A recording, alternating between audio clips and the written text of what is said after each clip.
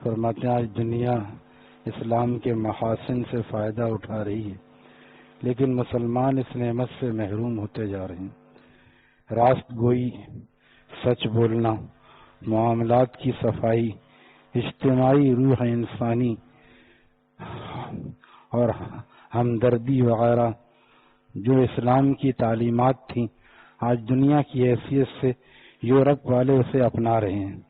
اگر مسلمان اسلامی روح اور جوہر کے ساتھ ان پر عمل کریں تو دنیا و آخرت دونوں میں کامیابی ان کے لیے اللہ تعالی نے لکھ دی ہے۔ مسلمان ان باتوں پر اللہ تعالی کی رضامندی کے لیے اور آخرت کے تصور سے عمل کرتا ہے۔ غیر مسلم صرف دنیا کی حیثیت سے عمل کرتا ہے۔ ظاہری صورت اگرچہ ملتی جلتی ہے لیکن حقیقت میں بڑا فرق۔ اس نے غیر مسلم بھی جانتا ہے کہ سچ بولنے میں، صفائی میں، معاملات کو صحیح ہونے میں، اور جو کہے سامان جو اوپر لکھا ہے ڈبے میں اندر وہی ڈالے، ان سب چیزوں میں کامیابی اور بھلائی ہے۔ اس کو انہوں نے پکڑ لیا مضبوط، آج وہ کامیاب ہیں۔ مسلمان سمجھتا ہے کہ ملاوٹ میں اور ان سب چیزوں میں شاید بھلائی ہے۔ ہر آدمی پریشان ہے، ہر آدمی شاکی ہے، ایک دوسرے سے شک بھی کرتا ہے، شکوہ بھی کرتا ہے۔ تو یہ ان کی ترقی نہیں ہے، اصل میں انہوں نے اسلام کی تعلیمات پر عمل کیا تو ان کو ترقی ملی۔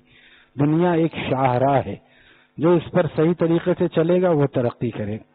تو اس کو صحیح طریقے سے چلنے کا طریقہ نبی علیہ السلام نے بتا دیا کہ اگر اس طریقے سے چلو گے، ایفاء عہد کرو گے، وعدہ خلافی نہیں کرو گے، سچ بولو گے، جھوٹ نہیں بولو گے، اخلاقیات کو درست رکھو گے، ترقی کرو گے۔ اللہ تعالیٰ تمام مسلمانوں کو اسلامی تعلیمات کو مکمل اختیار کرنے کی توفیق عطا فرمائے۔ اسی معاشرے میں بہت سے لوگ کرتے ہیں، ایسا نہیں کہ 100% نہیں ہے، لیکن 100% ہے بھی نہیں، 10، 15، 20، 25% بہت سے لوگ الگ الگ کرتے ہیں۔ وہ لوگ انفرادی طور پر بھی کامیاب ہیں، جن کے معاملات صاف ہیں، وہ کسی پر ظلم نہیں کرتے، ان کو کوئی خوف نہیں ہے، اور اسی طرح وہ دنیا میں بھی ترقی کر رہے ہیں، آخرت میں بھی ترقی کر رہے ہیں۔ دوسرا سمجھتا ہے کہ شاید یہ بھی ہماری طرح ہے، جیسا خود ہوتا ہے ویسے ہی دوسرے کو بھی سمجھتا ہے۔ تو جو لوگ اسلامی تعلیمات پر عمل کرتے ہیں وہ اللہ تعالیٰ ان کو انفرادی طور پہ بھی کامیابی دیتا ہے۔ اگر سب اجتماعی طور پر کرنے لگیں تو سارے مسلمان کامیاب ہو جائیں۔ فرماتے ہیں ہم تو صرف صحیح کام کرنے ہی کے مکلف ہیں، اگر صحیح طریق پر مدرسہ نہ چلا سکیں گے بند کر دیں گے۔ ہم کوئی دین کے ٹھیکیدار نہیں ہیں کہ صحیح یا غیر صحیح حالت یا ناجائز جس طرح بھی ممکن ہو مدرسہ جاری رکھیں۔ ہم تو غیر صحیح اور ناجائز ذرائع اختیار کرنے کی نسبت مدرسے کو بند کر دینا بہتر، بلکہ آخرت کے لیے اس کو زیادہ ضروری سمجھتے ہیں۔ کہ اگر ہمارے شیخ فرماتے تھے اگر صحیح اصولوں سے مدرسہ نہیں چلے گا میں مدرسے کو تالا ڈال دوں گا۔ مولانا بن نوری رحمہ اللہ تعالیٰ یہی فرما رہے ہیں کہ اگر صحیح اصولوں سے چلے گا ٹھیک ہے، نہیں تو ہم اس کے مکلف نہیں ہیں۔ بہت سے لوگ آج تصویروں میں اور یہ کر کے چاہتے ہیں دین کو پھیلایا جائے، جیسے چاہے جائز ہو یا ناجائز دین کو پھیلانا ہے۔ یہ ہم اس کے ٹھیکیدار نہیں ہیں، دین کو دین اور شریعت کے حکم کے مطابق پھیلانا ہے، اپنی مرضی سے نہیں، اپنی مرضی سے نہیں۔ یہی فرق ہے اللہ والوں میں اور عام لوگوں میں۔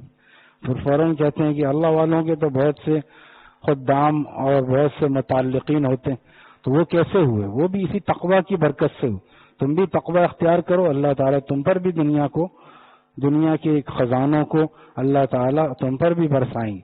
حضرت مولانا حضرت صاحب کل بتا رہے تھے، میں جب حضرت کو لینے گیا تھا تو وہاں پہ عام طور پر پنجاب پشاور میں یہ رجحان ہے، جو بھی مقرر آتا ہے ہمیں بھی پیش کرتے ہیں، اللہ کا شکر ہے حضرت والا کی غلامی کے صدقے ہم منع کر دیتے، فوراً کوئی نہ کوئی لفافہ دیتے ہیں۔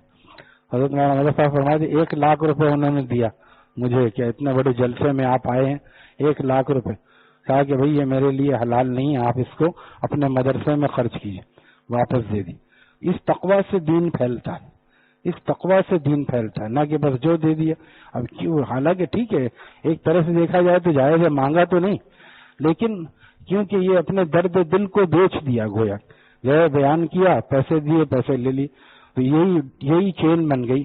بہت سے مقرر ایسے ہیں، کچھ دن پہلے ایک ہمارے عالم بتا رہے تھے کہ یہ وہاں پہ آئے، انہوں نے 10,000 روپے ان کو پیش کیے، کوئی مقرر صاحب آئے، یہ ہوتا پروفیشنل مولوی، 10,000 پیش کیے، ان کے 10,000 میں اتنی دور سے آئے ہوں، 10,000 میں کیا ہوگا، 20,000 تو ہونا چاہیے، بڑی مشکل سے 15,000 میں وہ مانے ہیں، یعنی بارگیننگ ہو رہی ہے۔ پھر اللہ تعالیٰ بچائے ایسے دین پھیلانے سے، دین پھیلانا نہیں ہے، یہ تو کاروبار ہے، اسی لیے دین ان سے پھیلتا ہے جو اخلاص کے ساتھ دین پھیلاتے ہیں۔ پھر لوگ ادھر ادھر سے آ کے الگ سے ان کو ہدیہ دیتے ہیں، پھر ان کو بیان اور درد دل بیچنے کی ضرورت نہیں پڑتی، اللہ تعالیٰ ان کے قدموں میں دنیا کو ڈال دیتے ہیں۔ حضرت والا کے ساتھ بھی یہی تھا، حضرت کی اولاد کے ساتھ بھی یہی۔ کتب خانے سے بھی کوئی خاص، کتب خانہ مظہری چل رہا ہے لیکن کوئی خاص آمدنی نہیں ہے، ہم جانتے ہیں وہاں پہ ویسی کتابیں ہوتی ہیں نہیں ہوتی ہیں، حضرات کو ہوش ہی نہیں، دین کے کام میں لگے ہوئے، دوسرے چلا رہے ہیں، فائدہ بھی حاصل کر رہے ہیں، لیکن ان کو اللہ تعالیٰ چلا رہا ہے۔ جیسے فوج کو اور تمام اداروں کو حکومت پالتی ہے، اسی طرح اللہ تعالیٰ بھی اپنے پیاروں کو پالتے ہیں۔ وہی بات وہی پالتے سب کو ہیں، لیکن آدمی طریقے الگ الگ کرتا ہے۔ جیسا شیخ مولانا زکریا صاحب نے لکھا ہے کہ جس کی قسمت میں مرغا لکھا ہے، اس زمانے کا مرغا بہت مہنگا ہوتا تھا، وہ مرغ کھائے گا۔ آج مٹن لے لیں اس کی جگہ، چکن بھی مہنگا ہے لیکن مٹن کی طرح تو نہیں، 1,600 روپے 1,800 روپے مٹن بکرے کا گوشت چل رہا ہے۔ جس کی قسمت میں لکھا ہے وہ کھائے گا، اب وہ ڈاکہ ڈال کے کھائے، چھین کے کھائے، یا شیخ الحدیث اور اللہ والا بن کے کھائے، قسمت میں تو لکھا ہے۔ بندے نے عرض کیا کس قدر پرکیف و شیریں زندگی سنت میں ہے، ایسا لگتا ہے کہ جیسے آدمی جنت میں ہے، ایسا لگتا ہے کہ جیسے آدمی جنت میں ہے، اور پھر حصول زر کی خاطر کیوں میں سرگرداں پھروں، پھر حصول زر کی خاطر کیوں میں سرگرداں پھروں، وہ مجھے مل کر رہے گا جو میری قسمت میں ہے، وہ مجھے مل کر رہے گا جو میری قسمت میں ہے۔ آج پاکستان کا ٹیلنٹ باہر جا رہا ہے، کس لیے؟ باہر پیسوں کی ویلیو زیادہ ہے، یہاں بھیجتے ہیں زیادہ بن جاتے ہیں، یہاں بھیجتے ہیں زیادہ بن جاتے، باہر کمانے کے لیے جو اللہ باہر رزق دے سکتا ہے وہ پاکستان میں بھی دے سکتا۔ اگر اس کی وجہ ایمان بنا لیں، تعلق مع اللہ بنا لیں، تو پاکستان کے حالات ہی درست ہو جائیں، لیکن وہی رزق کی کشش باہر لے کے جا رہی ہے۔ حضرت والا نے کشکول معرفت حضرت کی ایک کتاب ہے، اس میں لکھا ہے کہ کبھی بھی صحابہ اکرام نے کوئی ثابت نہیں کر سکتا کہ رزق کے حصول کے لیے سمندر پار کا سفر کیا، یعنی یہاں سے دبئی جانا بھی سمندر پار جانا، 7 سمندر پار کر کے امریکہ تک رزق حاصل کرنے۔ کتنے لوگ ہیں جو دین پھیلانے جاتے ہیں، چند تبلیغی جماعت والے، چند اولیاء اللہ، باقی سب دنیا کمانے کے لیے جا رہے ہیں، دنیا کمانے۔ دنیا تو اللہ تعالیٰ غیروں کو بھی دے دیتا ہے، اور جو محنت کرتا ہے اس کو اپنے ملک میں بھی دیتا ہے، تو جو قسمت میں لکھا ہے وہ تو مل کے رہے گا۔ اب طریقہ کار ہمیں اختیار کرنا ہے کہ ہم جائز اور حلال کو اختیار کرتے ہیں، یا بس دنیا کی محبت میں جو آ رہا ہے بس آنے دو۔ اللہ تعالیٰ ہمیں اپنے بڑوں کے نقش قدم پر چلنے کی توفیق عطا فرمائے۔ پھر اتنا اللہ تعالیٰ عطا فرماتے ہیں کہ یہ حضرات کہتے ہیں بھائی ہمارے یہاں ہو گیا پورا، اب کہیں اور جا کے دو۔ حضرت بن نوری کے پاس ایسے لوگ آتے، حضرت یہ اور رکھ لیجیے، آدھی رکھ لیجیے، فرمایا بھی ہمارے یہاں 1 سال کا پورا ہو گیا، اب کہیں اور جا کے دو، اور مدرسے بھی چل رہے ہیں، اور بھی جا کے دو کہیں پر، سارا مال جو ایک ہی جگہ آنا چاہیے۔ آج کوئی اتنا بڑا دل والا کہاں ہے کہ جو واپس کر دیں آنے والے، چاہتے ہیں جتنا جمع ہو جائے بس اچھا ہے، لیکن یہ بات، یہ دل کہاں سے ملتا ہے؟ حضرت بن نوری نے 40 دن لگائے تھے حضرت تھانوی رحم اللہ تعالیٰ کی خدمت۔ حضرت تھانوی وہ تھے، 1 لاکھ روپے ایک آدمی نے پیش کیا، جانتے نہیں تھے وہ، پہلی ملاقات، فرمایا پہلی ملاقات میں ہدیہ نہیں لیتا۔ کیا حضرت آپ کو اتنا بڑا ہدیہ دینے والا کوئی نہیں ملے گا؟ 1 لاکھ اس زمانے میں آج کے 1 کروڑ سے بھی بڑا، فرمایا اتنا بڑا ہدیہ واپس کرنے والا بھی کوئی نہیں ملے گا۔ میرا اصول یہ ہے کہ میں پہلی ملاقات میں ہدیہ نہیں لیا کرتا، میں جانتا نہیں آپ کا کاروبار کیا ہے، آپ کا تعلق کس لیے آپ یہ ہدیہ دے رہے ہیں، کیا پتہ بات ایسا بھی ہوا۔